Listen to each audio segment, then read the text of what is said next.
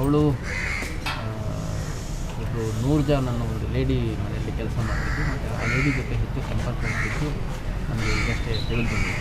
ಮತ್ತು ಅವನು death note, ಒಂದು ಮೃತ ಡೆತ್ ನೋಟ್ ಇದೆ.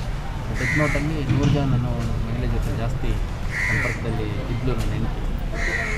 ಮತ್ತು ಅವಳು ನೂರ್ಜಾನ್ ಮುಸ್ಲಿಮ್ ಇರೋದ್ರಿಂದ ಇವಳು ಕೂಡ ಮುಸ್ಲಿಮ್ಗೆ ಕನ್ವರ್ಟ್ ಆಗುವಂಥ ಪ್ರಯತ್ನ ನೂರ್ಜಾನ್ ಕಡೆಯಿಂದ ಆಗ್ತಾಯಿತ್ತು, ಕನ್ವರ್ಟ್ ಮಾಡೋಂಥ ಪ್ರಯತ್ನ ಮಾಡ್ತಿದ್ದು ಡೆತ್ ನೋಟಲ್ಲಿ ಹೇಳ್ತಾನೆ.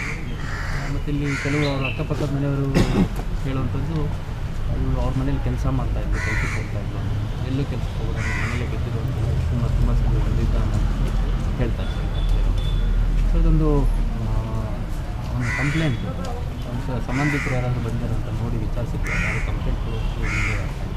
ಹಾಗಾಗಿ ನಮ್ಮ ASIಗೆ ಒಂದು ಮಾಹಿತಿ ಬಂದಿರೋದ್ರಿಂದ ಒಂದು ಪ್ರಥಮ ವರ್ತಮಾನ ವರದಿಯನ್ನು FIR ನಮ್ಮ ASI ಕಂಪ್ಲೇಂಟ್ ಮೇಲೆ ನಾವು ಸೋಮೋಟ ಕಂಪ್ಲೇಂಟಲ್ಲ 306 ಅಂದರೆ ಅಬೇಟ್ಮೆಂಟ್ ಸೂಸೈಡ್ ಆ ಒಂದು ಕಲಮಡಿಯನ್ನು ನಾವು ಸೌತ್ ಪೊಲೀಸ್ ಸ್ಟೇಷನಲ್ಲಿ ಪ್ರಕರಣ ದಾಖಲು ಮಾಡ್ಕೊಂಡಿದ್ದೀವಿ. ಆ 100 ಜನ ಲೇಡಿ ಯಾರಿದ್ದಾರೆ ಅವ್ರನ್ನ ವಶಕ್ಕೆ ತೊಗೊಂಡಿದ್ದೀವಿ, ವಿಚಾರಣೆ ಒಳಪಡಿಸ್ತೀವಿ. ಏನು ವಿಷಯ ಕಂಡು ಬರುತ್ತೆ ಅದನ್ನು